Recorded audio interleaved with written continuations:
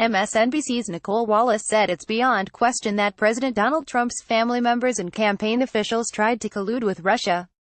The former Bush administration staffer and Republican campaign advisor said the president's son had already admitted to trying to gain an improper advantage from a foreign adversary by agreeing to meet with a Russian government lawyer promising damaging information against Hillary Clinton.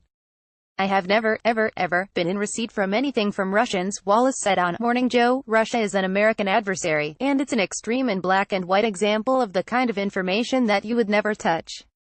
She said campaigns are prohibited from accepting foreign assistance, even from allies like the UK and Israel, but she said the Trump campaign had clearly violated norms, and possibly the law. "You don't take anything from a foreign government," Wallace said. "If someone contacts you, you call authorities.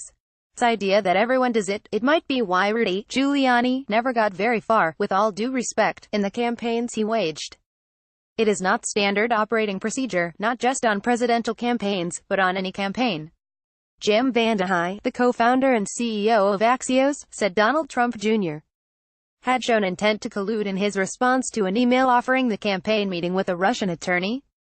"It's not just that they got the email, look what they did once they got the email," Vandehei said. "They said, hey, love it, want to meet, not only meet, come over to my dad's tower, and guess who I'm going to bring along?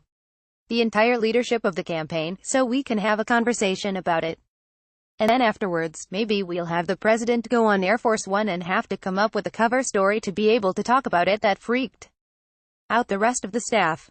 He said Giuliani and the president were trying to muddy the waters because they know where special counsel Robert Mueller's investigation would inevitably lead.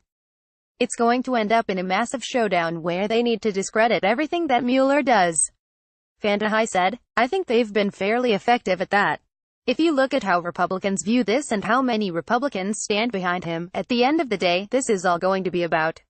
Wallace said the essential question of the Mueller investigation, did the Trump campaign collude with Russia, had already been answered. "It does end the debate," she said.